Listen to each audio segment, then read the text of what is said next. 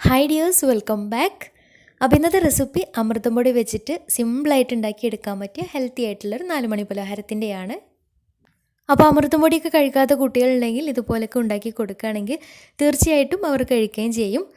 അപ്പോൾ എങ്ങനെയാണ് ഈ ഒരു സ്നാക്ക് തയ്യാറാക്കുന്നത് നോക്കാം. അതിന് മുന്നേ ആയിട്ട് ചാനൽ സബ്സ്ക്രൈബ് ചെയ്യാത്തവരുണ്ടെങ്കിൽ സബ്സ്ക്രൈബ് ചെയ്യാൻ മറക്കരുത്. തൊട്ടടുത്തുള്ള ബെല്ലൈക്കണും കൂടെ ഒന്ന് ക്ലിക്ക് ചെയ്താൽ പുതിയ വീഡിയോസിൻ്റെ നോട്ടിഫിക്കേഷൻസൊക്കെ പെട്ടെന്ന് തന്നെ കിട്ടുകയും ചെയ്യും. അപ്പോൾ ഈ ഒരു സ്നാക്ക് തയ്യാറാക്കി എടുക്കാൻ വേണ്ടിയിട്ട് ആദ്യം തന്നെ ഒരു ബൗളെടുത്ത് അതിലേക്ക് 2 കോഴിമുട്ട പൊട്ടിച്ചൊഴിക്കാം. അപ്പോൾ 2 കോഴിമുട്ടയ്ക്ക് പകരമായിട്ട് ഒരു കോഴിമുട്ടയും കുറച്ച് പാലായാലും മതിയാവും. ഇനി ഇതിലേക്ക് മധുരത്തിന് ആവശ്യമായിട്ടുള്ള പഞ്ചസാര ചേർത്ത് കൊടുക്കാം. ഏകദേശം ഒരു 1/4 കപ്പ് പഞ്ചസാരയാണ് ഇതിലേക്ക് ചേർത്ത് കൊടുക്കുന്നത്. അഥവാ ഒരു 4-5 ടേബിൾ സ്പൂൺ പഞ്ചസാര ചേർത്തിട്ട് നന്നായിട്ടൊന്ന് മിക്സാക്കി എടുക്കാം.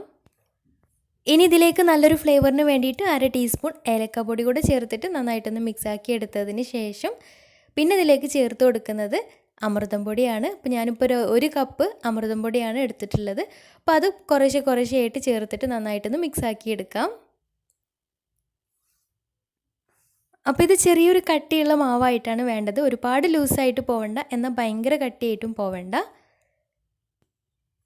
പിന്നെ മിക്സാക്കി എടുത്ത സമയത്ത് ഇതിലേക്ക് മധുരം ഒന്ന് ബാലൻസ് ചെയ്തെടുക്കാൻ വേണ്ടിയിട്ട് ഒരു നുള്ളു ഉപ്പും കൂടെ ചേർത്ത് കൊടുത്തിട്ടുണ്ടായിരുന്നു.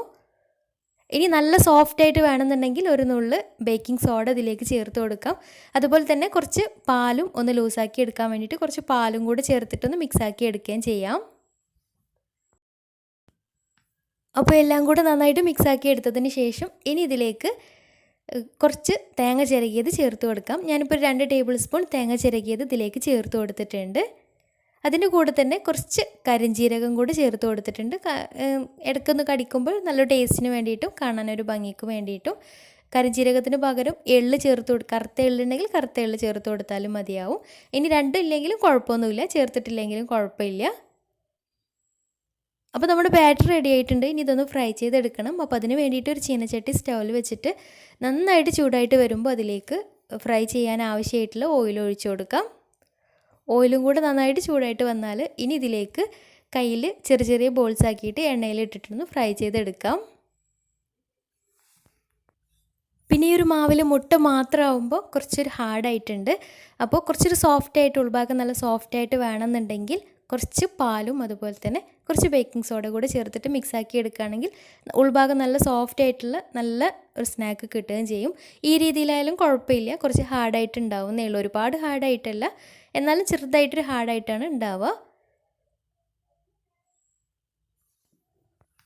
അപ്പോൾ ഒരു മീഡിയം ഫ്ലെയിമിലിട്ടിട്ട് ഫ്രൈ ചെയ്തെടുക്കാം. ഒരു ഭാഗം ആയി കഴിഞ്ഞാൽ മറിച്ചിട്ടിട്ട് 2 ഭാഗവും തിരിച്ചും മറിച്ചൊക്കെ ഇട്ടിട്ട് നല്ല കളറൊക്കെ മാറി ബ്രൗൺ കളറായിട്ട് വന്നാൽ ഉൾഭാഗമൊക്കെ നന്നായിട്ട് വെന്ത് വന്നിട്ടുണ്ടെങ്കിൽ എണ്ണയിൽ നിന്ന് മാറ്റാം. അപ്പോൾ ഒരു മീഡിയം ഫ്ലെയിമിലിട്ടിട്ട് ചെയ്തെടുത്താൽ മതിയാവും. ഹൈ ഫ്ലെയിമിലിട്ടിട്ടാവുമ്പോൾ പെട്ടെന്ന് കരിഞ്ഞു പോവും, ഉൾഭാഗം വെന്ത് കിട്ടുകയുണ്ടാവില്ല. അപ്പോൾ തിരിച്ചും മറിച്ചൊക്കെ ഇട്ടിട്ട് എല്ലാ ഭാഗവും കളറൊക്കെ മാറി നന്നായിട്ട് വെന്ത് കിട്ടിയാൽ എണ്ണയിൽ നിന്ന് മാറ്റാം. നല്ല ടേസ്റ്റി ആയിട്ടുള്ള സ്നാക്കാണ്, കുട്ടികൾക്കൊക്കെ തീർച്ചയായിട്ടും ഇഷ്ടമാവും. അമൃതം പൊടി തീരുന്നില്ലെങ്കിൽ ഈ ഒരു രീതിയിലൊക്കെ വൈകുന്നേരം ചായയുടെ കൂടെയൊക്കെ ഉണ്ടാക്കി കൊടുക്കുകയാണെങ്കിൽ പെട്ടെന്ന് കാലിയാവുകയും ചെയ്യും, ഹെൽത്തിയുമാണ്. അപ്പോൾ എല്ലാവരും ഒന്ന് ട്രൈ ചെയ്ത് നോക്കുക. എന്നിട്ട് നിങ്ങളുടെ ഫീഡ്ബാക്ക്സ് താഴെ കമൻറ്റ് ബോക്സിൽ അറിയിക്കാൻ മറക്കരുത്.